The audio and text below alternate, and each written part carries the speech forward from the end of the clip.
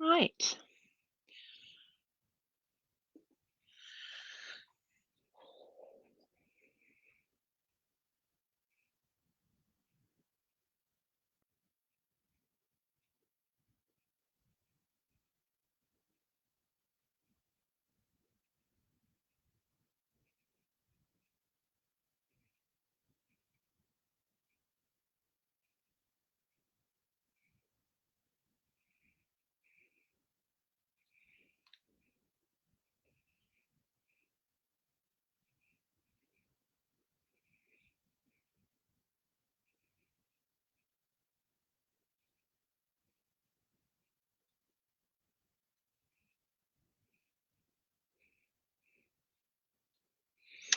I'm here.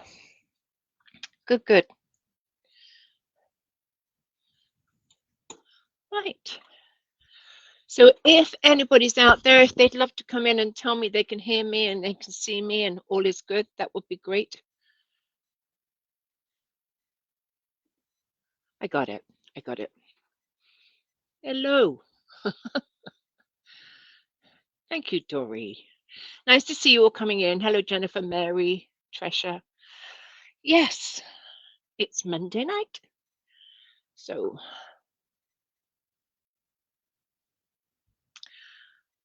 great. Thanks for the sound check. All is good. Good. I've got my machine plugged in. Everything is good. So great to see you all coming in. Great. I'm seeing some new names, so that's nice. I'm going to start at 7, but if anybody wants to ask me a question, please feel free. I never quite know what to do. I come in early because it's easier for you to find me. And that's why I sit here, not knowing what to say till 7 o'clock. Do say what machines you have if you wish. Just Surges, cover stitch machines. So good to see you all too, and thank you for saying hello. Yes, Linda, class at Quilts and Lace this weekend. Yes, I'm looking forward to it. Going to take a nice mosey drive across the state. I'm going to go the back way through the farmland because that's where I like being. I'm done with I-4 and 95. So yes, a new triumph. Congratulations, Cheryl. Alabama. Yep. It's good to see you all coming in. Right, what is the time? We've got 3 minutes to go. And tonight's live is directed at baby locks. So normally I try and keep them more general, but we're going to have to do some specific ones before we go to the club so that you all at least have the information on all the controls. And Madeline, I see you've got a Nina L890. I will probably be doing that, if not next week, the week after, in the same format where we'll go through and identify all the controls and things. So you have that information. I don't want to have to include that in the club. I will put videos up for threading and things if you're a beginner so that you have all the help you need. But I want the class to be more class stuff than those things. But I will have you covered on threading. And by doing these videos now, we're going to really have that information available to us to check out when we get stuck. But I've already posted the notes for this up on my group, Deb Canham Serger Sanity Projects. I have also posted it in the Serger Club, and I will post both lives in there too. So how do we get in the club, says Susie? It's on my website, debcanhamstudio.com, and it's called Online Serger Club, April 2024. And I have a link to it at the end of this slideshow. But it's going to be 6 2-hour lessons, and we're just going to have some fun on the serger. It's going to be a bit about stitch, a bit about a technique. We'll make some easy, simple projects, and then for those of you that are a bit more advanced, we'll talk about ways we could up the project.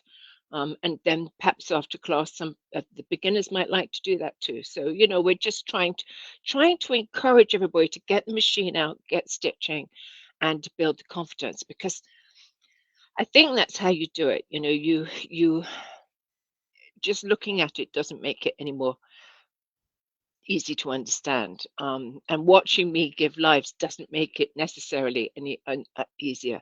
But I think if you actually get your hands on the machine and you actually do something, then I think you do grow in confidence and you learn to love it. Windy, Kansas. I think I'm up in Kansas. No, I'm in Missouri. Kansas City, Missouri. Is that right? Yes. Sounds strange, doesn't it? Yeah. So yeah, good to see you. Oh, Kathy, you'll be at Flash. Great. Right. So I think it is coming up to 1 minute to go. Coming up to 1 minute to go.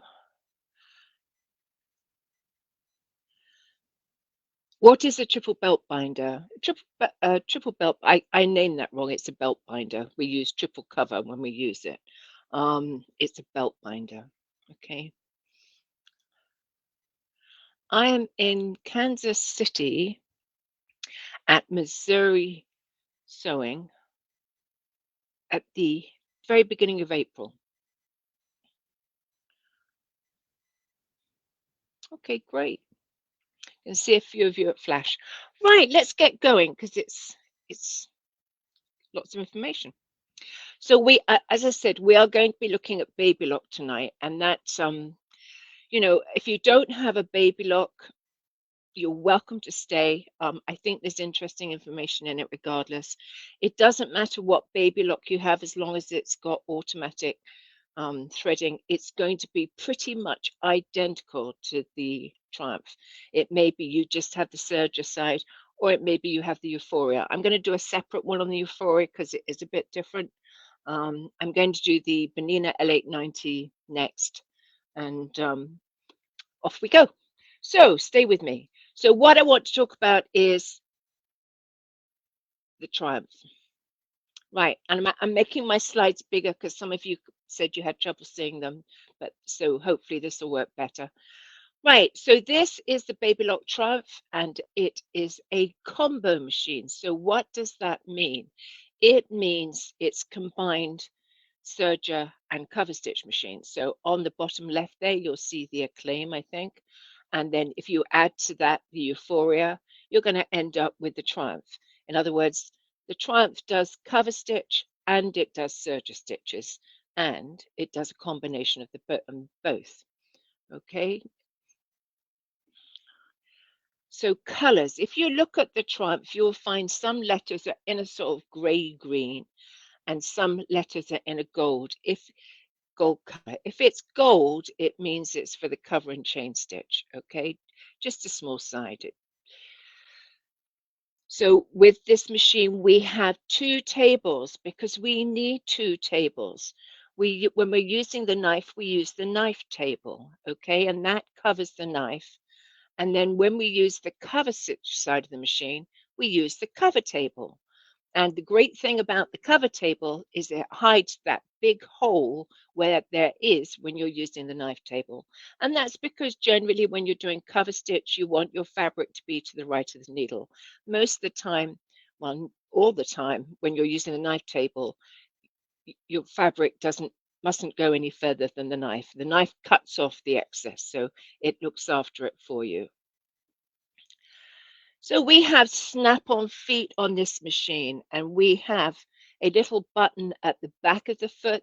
So you lift your foot, you press the button at the back of the foot. It's about an inch up from the very bottom, and the foot will fall off, and you slide it out to the left.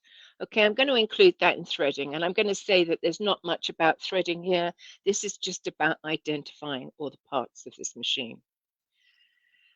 So here we have the needles, and because it's a combo machine, it actually has 5 needles. Okay, so the 3 on the left, and you can see I put a sticky note behind it so you can see the needles. The 3 on the left are what we call the chain needles, and they do all the chain and cover stitch. And they're called C1, C2, and C3 more commonly. And you'll see on the right, there's 2 needles that are actually set back, and these are the serger needles. And we generally call them O1 and O2. O1 being the left and O2 being the right. I like to think of them more as the wide needle and the narrow needle. And also you can see in this picture, so I will mention it, the knife. The knife is up in this picture and there's a blue arrow going to it, showing the front of the knife. Some people have trouble seeing exactly where the knife is, and that's where it should be. So if we look, and I have actually got my machine out, but I don't think you necessarily need to see what I'm doing. I think I'll just keep going on the slideshow. Inside on the left, the center front, you'll find 3 dials. Now the top right one is the stitch width dial. And if you look at it, it actually has 2 sets of numbers, which some could consider confusing. But the reason for it is just it measures the number measures the distance from the left needle to the right needle. And actually, I'm going to just show you something on that because I think it makes it easier to understand. It's not very big there, but we'll manage. But if you move this top needle, you will find the only thing that happens is that the knife moves. Okay, so it doesn't make a huge difference to the width. What you do when you're talking about width is you use the left needle. That will give you a wide stitch. The right needle will give you a narrow stitch. Okay, so below that, there's a blue arrow going to it. It's the knob in the middle. That is the knife. And you can engage the knife or disengage the knife. If I'm using serger stitches, I nearly always have the knife up, even if I'm working on a fold, because it just makes it more exciting. Okay. And if I'm going to put it down, like when I'm using cover and chain stitch, I'm just going to turn that knob. And sometimes it can be a bit stiff, but it needs to turn. One side says, I think I've got another slide on that, so I'll keep with that. And then the bottom dial is the stitch length dial. Okay, it is the stitch length dial. It's the biggest of the knobs, and it has 2 sets of the same numbers. But if you look at that picture, you'll see one says standard. That's what you're going to use it on most of the time, the standard numbers. And the words underneath say rolled, what do they say? Rolled hem. Okay, so you're going to use the rolled numbers only when you do a rolled hem. And all it actually does is it moves the stitch finger automatically for you, which is something you have to do with rolled hem. So most of the time you're going to be working with the standard numbers. So here's the cutting blade. I've got a better picture of it. And you can see on the left, it doesn't say anything. I wish it said up, because when it's blank like that, the knife is up. And if you look on the right, it says lock. And what that refers to is you have locked your knife down.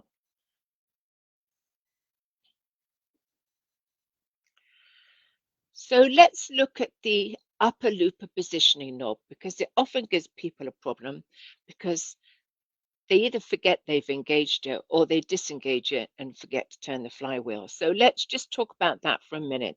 It's in the center of your machine and you will have to open the doors to find it. But you will see that it has a knob that says down and up. And when it's down, you will likely, in fact, you will definitely be doing cover and chain stitch. Okay, that's the only time you put the upper looper down is when you're doing cover and chain. When you're doing a serger stitch, you have to have that knob up, okay, because it brings up the upper looper. And without the upper looper, you won't get a stitch on any serger stitch. So the thing is that people often do cover and chain, and then they go to thread their machine up and they turn it to up. And let me show you if I can just get this screen bigger. No. What they do is they put the knife up, but they forget to turn the hand wheel. It actually only goes up. So you're locking it down and it only goes up Nothing happens. It didn't move. It only goes up when you turn the hand wheel. And the same can be said of the knife. If you it was locked down and you turn it up, it will actually only go up when you turn the hand wheel. So just something to remember. Just a little thing to remember to add to it all. Right, the subsidiary looper two-thread converter. This is just a little bit of wire that's in the machine. And if you look at the picture on the left, it's not engaged. Okay, when you look at your threading charts, it will say subsidiary looper engaged, not engaged. And the only time you use it is if you're using two threads. So that would be two-thread flat lock stitch. Only time you're going to use it. So what you're going to do, if you look in that left-hand picture, there's a little hook on the very end, and it flips over and it goes into the eye of the upper looper. And all it does is it fools the machine into thinking there's thread in there when there isn't. Okay, so it's nothing complicated, but if you have it engaged, you will likely not be able to thread your upper looper because the point will be blocking it. So just one of those things to watch out for. So let's look at the left end of the machine. The left end of the machine, there are three controls. Now, if you don't have the Triumph, you perhaps have the Acclaim, you won't have the threading guide because you don't have automatic threading. But and you don't have chain needle tensions either. But you will have the pressure foot control. In fact, I'm not, let me double check where it is on the Ovation because I can't quite remember. I think it is here. But if you look at it, and it is on the Euphoria on the left end too. But if you look at it, it is a dial. And I always get confused with this dial because I'm talking about the dial in the middle, the one in the middle of the picture, which has the purple arrow going to it. And it is the one that controls your foot pressure. So if you're sewing something super thick, you might want to reduce the amount of pressure in the foot. Or if you're sewing something very fine, like a silk, you might want to increase it. It doesn't have any numbers on it, and I always find it confusing when things don't have numbers, but just know that you turn it clockwise for less pressure and anti-clockwise for more pressure. And I'm still confused with that statement. But I do know that when it's at the lowest point, when it's at the very lowest point on the dial, it won't go any further, then that is the least pressure, okay? And then when I turn it anti-clockwise, it will go to the highest. But there is actually an arrow on there so you can see where you're at. So the other things there are the top right there. This is on the left side of the machine, top right of the left side of the machine. There is a dial which is for chain needle tensions because people often think that the Triumph has automatic tensions on chain and cover, but it doesn't. Okay, you have control over those needle tensions, just as you have control over the chain looper tension. Okay, and on the Triumph, this bottom right lever, which you can just see, which is the bottom red arrow, that is just the threading mechanism that you pull down to thread your needles. It has automatic threading, and you pull down this lever and it brings it down. But remember, you always have to have your tubes shut when you do that.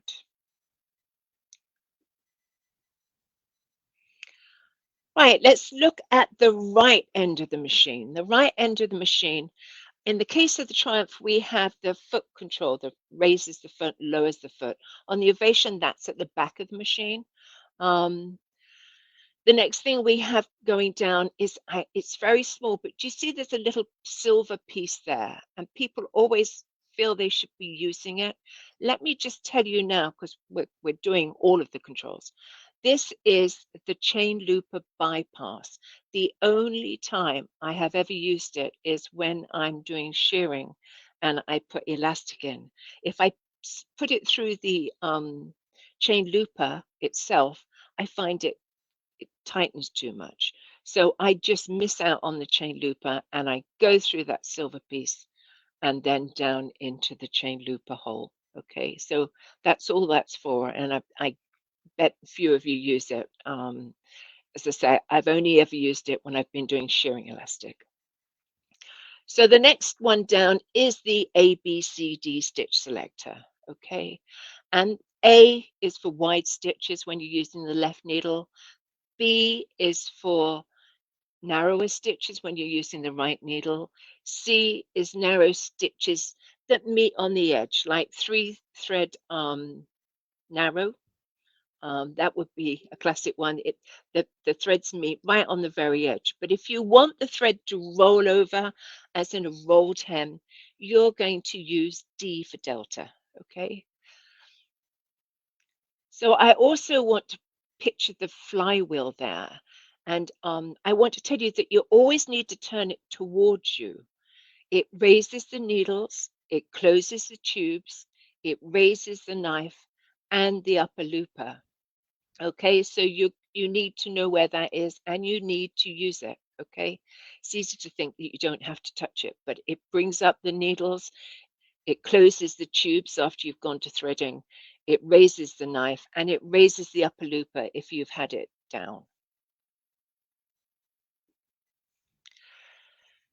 So let's look at the right front side. So here we have the wave.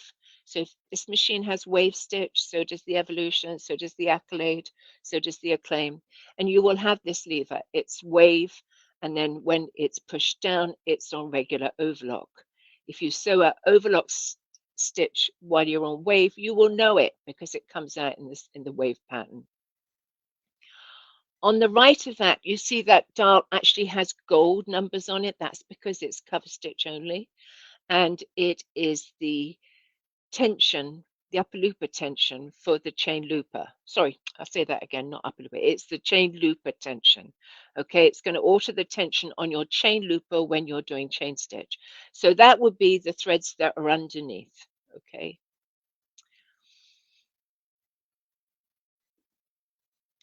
Differential feed, the best thing about these machines, differential feed. So when you close your machine up and you look to the right, you will see this sight on all the machines, on all the Babylock machines. So it goes from 0.6 all the way up to 2. You're generally going to have it on N for normal. Um, if I'm doing a knit, I'm going to have it on at least 1.3. If I'm gathering, I'm going to have it on 2. And if I'm doing a rolled hem, I'm likely to move it down to 0.6. Okay, that's going to stretch it out and make sometimes when you do a rolled hem, it tightens up the edge of the fabric. So I put it on 0.6. And how it works is you have two sets of feed dogs. The front ones move faster than the back ones, or slower than the back ones, depending on whether you're on 0.6 or 2. Okay, it will only gather a thin piece of fabric, single piece of fabric, nothing more than that. But it's a very important tool of the serger. Right, we're going to look inside front right. Okay, now there you have your 3 holes where you're going to put your upper looper thread, lower looper thread, and chain looper thread.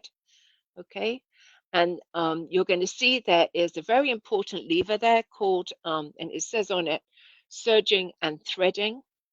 When you're just doing regular serging, you have it on serging. When you're preparing to thread, you put it on threading. Now, when you turn this to threading, you still have work to do. When you turn the knob to threading, it doesn't close your tubes, it just prepares your tubes.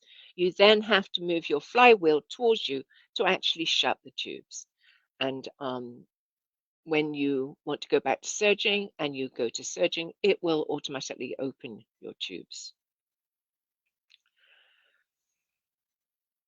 Oh, and I missed the button. So the button is the push to thread loopers. And once you have the thread situated just in the hole there, you are going to hit that button and it's going to push air through and take your thread through. The biggest problem I have with beginners is that you don't put enough thread through. You have to put a load of thread through for it to go all the way through the machine and out through the upper looper. And somebody said the other day that it needs to be touching your tummy. Okay, and I thought that was a really good description. So you're going to take your thread, you're going to make sure you have enough to touch your tummy, and then you're going to put it in the little holes and hit the push to thread button. If it doesn't come through, you probably haven't given it enough thread.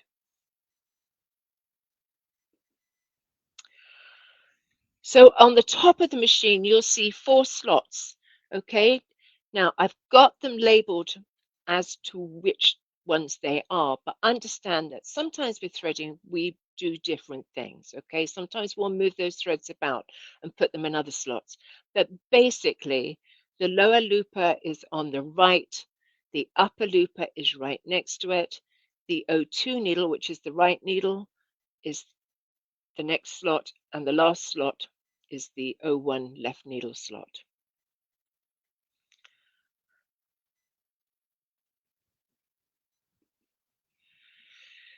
So cover and chain tension, needle tension slots, they are on the left of the machine. There are 3 of them, chain needle 1, 2, and 3, okay? And there is a threading pattern, and we will do threading in a separate video. So let's talk about the front left. So on the Triumph, and this is not on the other machines because you don't have automatic needle threading on the other machines, but on the Triumph, we have a lever, that top left, that says chain and cover and overlock. And the only thing it does is if you have it on overlock, it will suck the air through the overlock needles, O1 and O2. If you have it on chain and cover, it will suck the air through those three needles so that you can thread your needles. Nothing more than that. And the push to thread, again, it's only on the automatic threading on the Triumph, and that says push to thread needles. So I will just tell you, I'm not going to demo it, but we will cover it in threading. You're going to make sure your tubes are shut. That's the all important thing when you use the automatic threader. You are then going to pull down the needle threader, which I have pictured on the right. It's on the left end. If your tubes are shut, you can pull it down and it will situate itself behind the needles. You're then going to take your thread and you are going to cut the end nice and sharp, and you're going to put it up towards the needle you're threading. So say it is the O1 surgeon needle, you're going to make sure that your lever is on overlock. You're going to start that engine. I always say that, push the thread, push the thread needles, push that and it makes a noise. And you hold the thread towards the needle, it sucks it in, it just sits there. And then once you know it's there, you just slowly push up that lever where the threading guide is, or where the thread arm that comes down is, and it will pull the thread through. And I will cover that in threading, but it's good to know what all those things are and what they do. Right, so I have my online Surgery Club starting April 2024. First one's April the 15th. There are 6 lessons. It's the third Monday of every month. It's 2 p.m. Eastern time to 4 p.m. I'm sure we'll overrun some days. It's for 6 months and it will run in a dedicated Facebook group. And I've chosen that particularly. I know not everybody does Facebook, but this is the advantage. I can put everything in there. It sits in there. You can go back. You can watch it again if you miss it, or you can watch it to make your project. It might be you just want to see me demo and you want to go back and do a project. It's not just going to be project orientated. There's going to be information about stitches. We're going to look at stitches. We're going to look at techniques, and I will feature a bit of cover and chain. If we're using it in a project and you don't have that machine, I will give you some other options too, always other options. And the idea is just to get you moving, just to get you committing to learning, coming, once a month and committing to learning. So if you're interested in that, I think it's 120 for 6 classes. You will find it on my website, debcunhamstudio.com, and it's called Surgery Club and it's under online classes. Is the Surgery Club only for the Triumph? No, there's going to be techniques, there's going to be some things. I'm going to mainly demo on the Triumph, but I might demo on up my Bernina L890 also. I know there's people with the L890 signed up to do it. A lot of it's going to be technique. If you have the Celebrate, I've already done a really good class on the Celebrate on my Teachable side, but that if you've done that, then you'll be well prepared for coming into doing this class.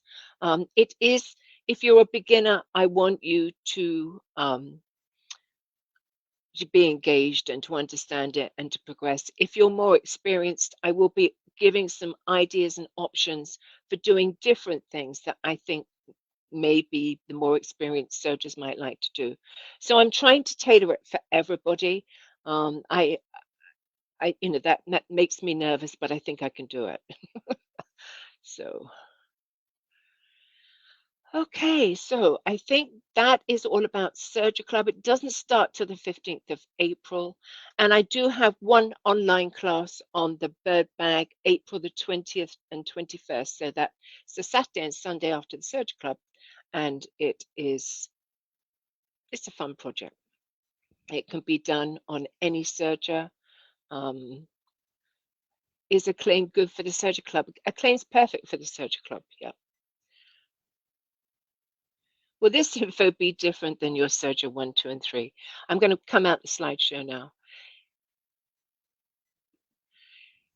Will it be different? Yes. I mean, there's only so many things I can say about a Surger. It's whether you want to participate in committing to it, whether you want to refresh and relearn. We'll be doing some simple projects. It's different in that it's just, I may not cover absolutely everything in 1 and 2, but I will certainly cover an awful lot. I may well cover things I haven't covered in Surgery Sanity 1, 2, and 3. This is a fruit cake, that was a lemon cake. I don't know how to really describe that. I always have something on third Monday, so I'm correct. This is recorded. Yes, sorry. Yes, absolutely. It is recorded. Am I still doing lives on Mondays? Yes, I am. Yes, I am. But these are half-hour lives. I'm trying to, with the club, I'm trying to create a want to learn, a want to commit, a want to enjoy, a want to have fun, and to keep it running. I think with the lives, it's very easy for you to come in and sit and watch me and go, oh, that was good. And then not to actually do something on your Surger. Whereas I feel with the club, it's an easier way. It's 2 hours, may run over. It's more of a commitment. It's more of a learn. And I will be watching their progress. So, there's no missing it. Hey, Missy, I haven't seen you for ages. I miss you too. I must message you. Hope you're well. So that was Missy Billingsley, dear friend of mine, great teacher too. Say too. But she is also a great teacher. So yeah, if somebody said they're having surgeries, they don't really feel they can surge. I think with Surgery Club, it's going to, how you decide to work with it is entirely your choice. But my thought is it's going to be more of a demo. We will chat. You will be able to ask questions always. And when I do the projects, I'm not going to stop and wait like I do when I sometimes do an online class. I'm going to go through it because you can rerun and do the projects. And I don't think it's the worst idea. They're simple projects, so they're not going to take forever. I don't think it hurts to watch them. Now, if you're so super, efficient and you want to sew, of course you can. You can do whatever you like. I can't see what you're doing. But yes, so it will work slightly differently to my regular online.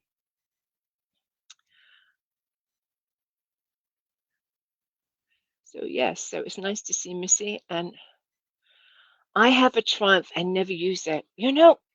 You are who I'm trying to reach. All of you people that say, I've never got it out the box or I barely use it. It was interesting because I was at Daytona the other week and I had some people come in that hadn't used their surges and things. And there was one lady and she never thought to use a surger.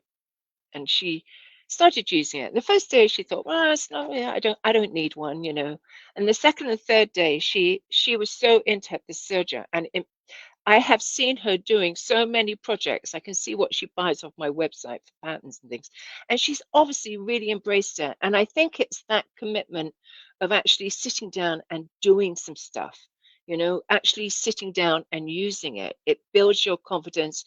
You learn what you can use it for. You have your own ideas of when you can use it. And it just builds on all that. And that's why I'm keen to do the club. I feel, I do go to class. I love people loving the Serger. I love it when they get what it can do. But so many of you aren't getting that. You you're not getting the enjoyment that I get, and I want to make sure that you you get a chance to. If you don't like it, fair enough. But I'm sure most of you would just embrace it and love it, and the more you use it, the easier it gets, and it's not finicky. Once you've learned. So yes. The braided handles, you can use three-thread overlock, or you can actually use a rolled hem. And the reason I say that is because if you're using a very thick cording, a three-thread overlock wide is too wide, so you need to use a narrow stitch. So when is the big bag class? It is, I can't remember now. Let me have a look. I've got it written down. Not to say the dates would be right. Somebody said I put 1824 in for the Serger Club rather than 2024. Of course, I absolutely believe them. You know me, I could do that quite easily. The bird bag is April the 20th and 21st, 2 p.m. to 5 p.m. So actually the Saturday after the Serger Club. So I shall make sure I cover some of those stitches in the Serger Club to make it more fun. Can you show the Ahoy bag next to the bird bag? Ah, there's the bird bag, okay? And there's the Ahoy bag. So the bird bag's quite a bit smaller, but it's not tiny. It's a decent sized bag.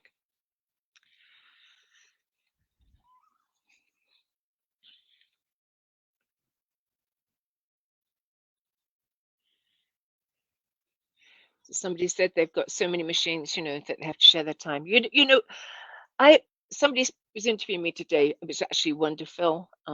They're doing something with it, obviously. But when I do a project, be it a garment, be it a bag, be whatever it is, be it a quilt, be it piecing, I think to myself, which machine will give me the best result, the sewing machine or the serger?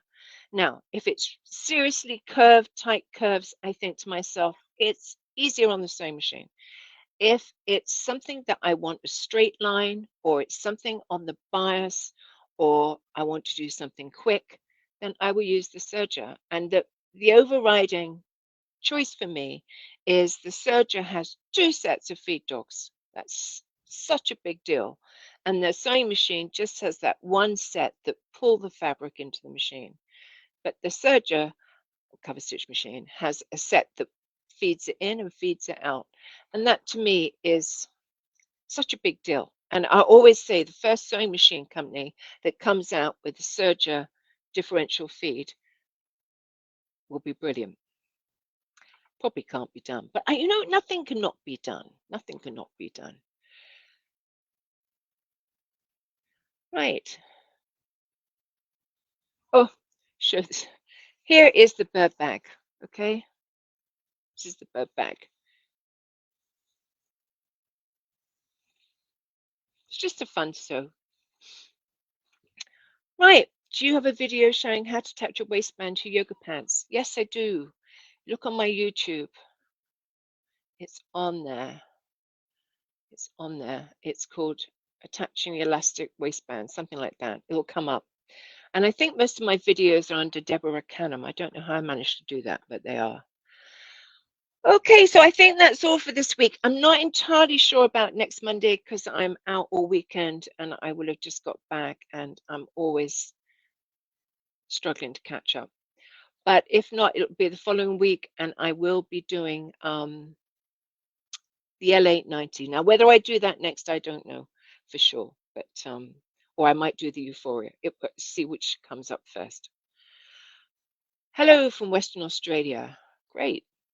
Well, listen, thank you very much for watching. If you're somebody coming in to watch the recording, thank you for doing that. And I hope to see you, if not next week, the week after. But I will confirm it in my group as to whether I'm doing it. Okay, good night, everyone. Have a great, great week.